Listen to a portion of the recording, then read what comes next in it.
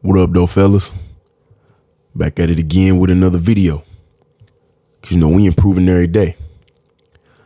Nah, excuse a lot of this footage. I know a lot of this footage is, real fuzzy looking. It was because when I was in the gym, I didn't realize I didn't have the aperture on my camera right. So, just bear with me on that one. Promise that, next time I get some gym footage, I'll have it nice and crisp for y'all next time. But on to the video topic. So today we're going to talk about the coldest muscles and the coldest muscle groups that you want to have developed to have the coldest looking alpha physique.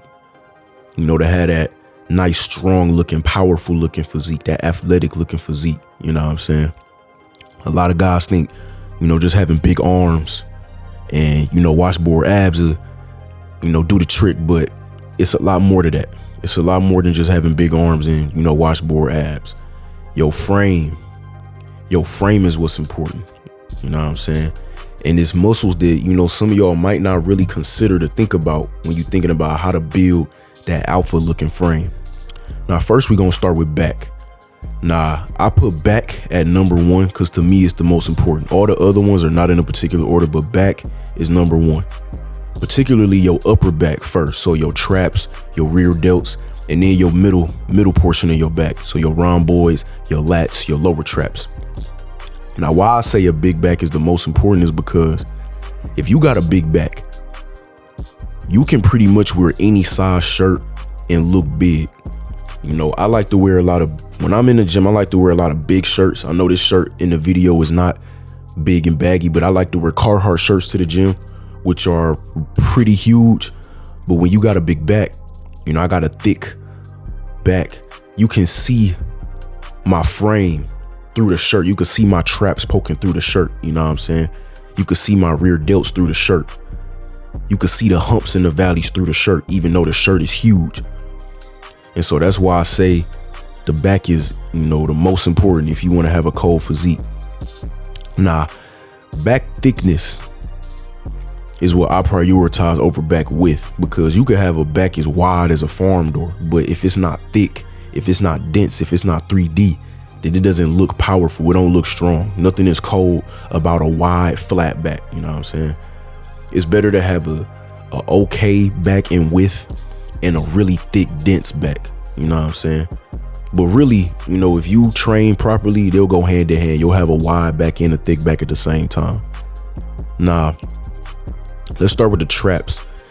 The traps, you want that heel, from your neck to the shoulder. You want that hump from the neck to the shoulder. Especially if you got a broad frame like I do.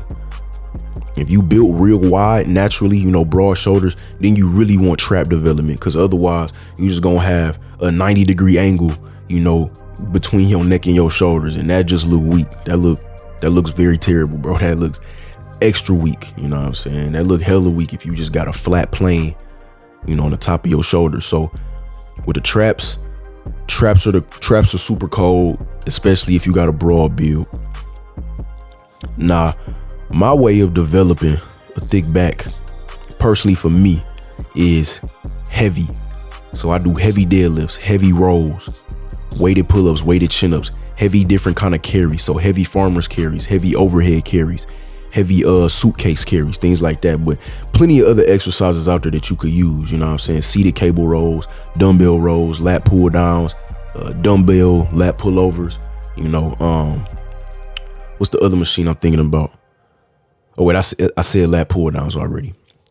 Now we're gonna move to the neck, which almost ties into the back. We're gonna move into the neck.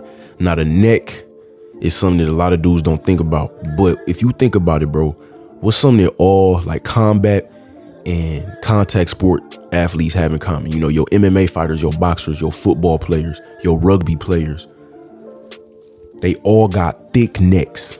Your wrestlers, huge necks. They necks go out to their ears. You know what I'm saying? Big necks. If you got a big neck, bro, dudes will almost automatically think you an athlete. If you got a wide muscular neck, they'll assume you play football or you wrestle or something, because it just look cold. And your neck is especially important if you got a wide jaw. If you got a wide head, wide jaw like I got, then you really got to have at least a decently sized neck, because that wide jaw make your neck look extra skinny, even if it's not. Nah, how to develop the neck, neck curls, neck extensions, you don't gotta go crazy on them. You could do them 1 to 2 times a week, 3 times a week, maybe. You could do them on the edge of your bed, you know what I'm saying? You could look up neck curls and neck extensions. You could start with them, with no weight, doing body weight or head weight, I should say. And then you could progress doing weighted neck extensions, neck curls. Now we're gonna move on to the shoulders. Now the shoulders, which a lot of guys don't realize or think about, the shoulders help add to the width of your body. Your width is not just in your lats. Your width is also in your shoulders. If you got nice, you got nice round capped off shoulders, that helps to your width and that helps to the 3D look. Because if you got nice round delts, you got a nice protruding anterior delt. If you hit a double bicep, you got nice rear delts. You got nice side delts. When you just standing flat, that look cold. That also helps you fill out real big shirts. You know what I'm saying? The really only shoulder exercise that I do is overhead press. You know what I'm saying? I don't really do a lot of shoulder focused movements, but overhead press is my primary exercise. Only other exercise I could really think of that I would do, that I do every so often is lateral raises. You know what I'm saying? Lateral raises, you got to go crazy volume, You know what I'm saying? You go crazy volume with the lateral raises, but on from the shoulders, we're going to move on to the chest. Now, we all know the chest. The chest is a cold muscle that everybody understands. Your chest plays the same effect as the back. You know what I'm saying? You got a big chest, that'll help you wear a lot of other big t-shirts because your chest adds to your width from the side, which is the alpha look, the width from the side, the width from the front of your chest to the back of your back. You know what I'm saying? Because if you looking at somebody from the front, okay, yeah, you got nice round shoulders, maybe you got big arms, maybe you got a nice neck, but then you turn to the side, you got this big protruding chest and you got these rear delts, you got these traps, you got a middle back that just stick out. You wide from the side. Now that's a cold look. Now the way I build my chest, I don't do a whole lot of chest movements. Mainly for me, I do weighted dips, flatted incline, barbell bench press. I don't really do much else for chest unless my chest is lagging. Then I throw in, my dumbbell bench press. I'll do cable flies. Some dudes can get away with dumbbell flies. Dumbbell flies give me a lot of shoulder impingement, so I don't do them. But if you could do dumbbell flies, dumbbell flies. I really like the pec deck machine, for really high volume, and definitely push-ups. You know what I'm saying? I got bored with push-ups years ago, but if you like doing push-ups, banging out push-ups will definitely get you a big chest. You know what I'm saying? Now, on from the chest, we're going to talk about the forearms. Now, the forearms, you get you some nice dense forearms that make you look like you work. You know what I'm saying? Y'all know you might see like dudes like in their late 40s or 50s or might even be old, elders, maybe in their late 60s and 70s, but they got big forearms. And you automatically know that, like, they worked in a factory or they worked on a farm or they was a mechanic. They did something with their hands because they got these big, thick, dense forearms. And forearms are a cold muscle because it just make you look like you do work. Nah, I don't work my forearms. I just do a lot of heavy movement, so that forces me, to work my grip a lot. So when I'm doing my rows, my deadlifts, my weighted pull-ups and chin-ups, stuff like that, I'm always blowing my forearms up. And along with the wooden rings, the gymnast rings, the wooden rings, them things blew my forearms up. You know what I'm saying? Them things have my forearms sore every day. But if you want to do direct forearm work, you could do, wrist curls, wrist extensions if you want to. Nah, to the glutes. We're going to move from the upper body to the lower body, to the glutes. Nah, you want them silverback gorilla glutes. You know what I'm saying? A lot of dudes don't think about glutes. A lot of dudes just think that chicks the only ones supposed to have glutes, but glutes are almost like a neck. You know what I'm saying?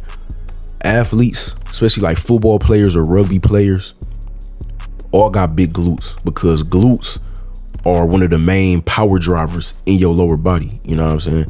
Your glutes.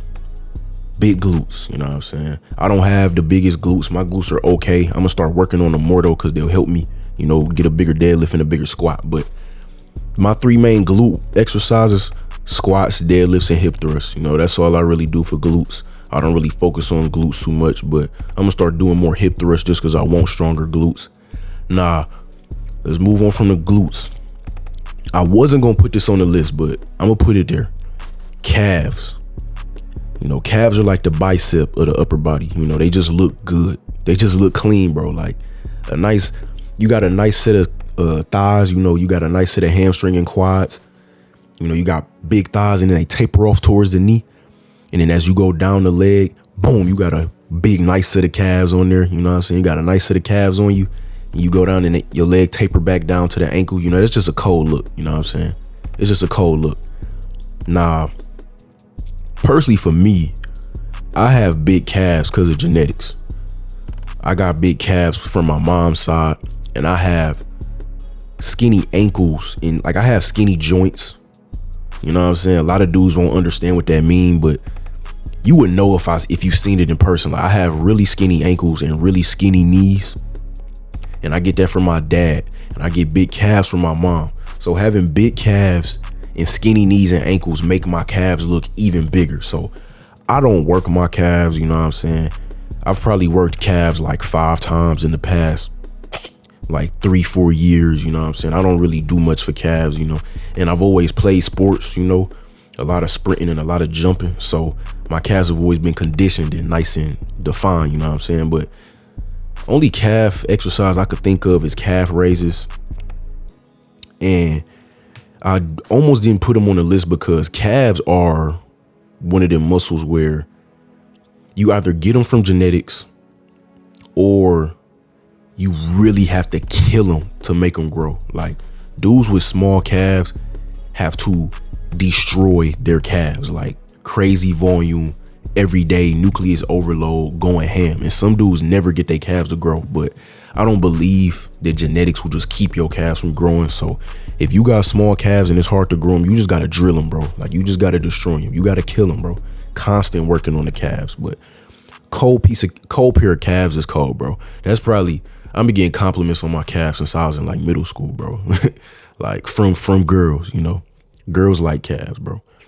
Nah, this list isn't to say that the other muscles aren't important by any means. You know what I'm saying? The arms, the abs, quads, hamstrings, all of those are important too. You want a whole, you know, you want a well-rounded figure. You want all of that. But to me, the muscles I listed were the most important for looking cold. But, you know, the arms are definitely important. You know, you want a nice set of arms on you. You know, my arms aren't huge.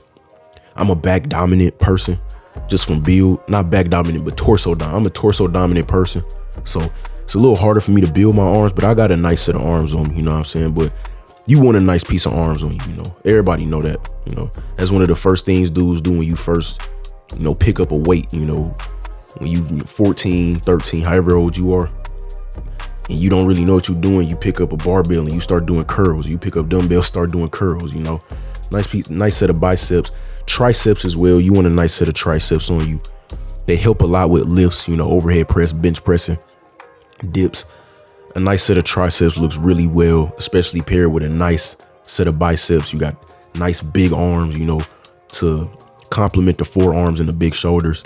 And of course, abs, you know, washboard abs are not as important as guys think they are. You know what I'm saying? As long as you know, got a little 4-pack or a slight 6-pack, you know, that'll do. You know what I'm saying? I'm not shredded, as I've told y'all before. But I gotta, you can see my abs because since I do a lot of heavy movements, I do a lot of breathing and bracing. So my core is very developed and I do core work pretty much every time I step in the gym. I do total bars and I do weighted decline sit-ups. And sometimes I hit the ab wheel. You know, I don't really go crazy on my abs, but I do hit them every day. And then quads and hamstrings, you know, you need big thighs. That kind of went, we don't need big thighs. As long as you got decent thighs that complement your upper body, as long as your lower and upper body complement each other, then you good. You know what I'm saying? You don't gotta have no giant legs. You know what I'm saying? My legs aren't the biggest, but you know, they decent. You know, you want to fill up your pants. You know what I'm saying? Filling out the pants has a lot to do with the glutes as well. But you know, that's about it. You know what I'm saying? Most important muscles, in my opinion, to have an alpha physique, a cold physique, a strong, powerful, athletic looking physique. That's the topic for today, man. Don't forget to like the video and subscribe to the channel. Peace.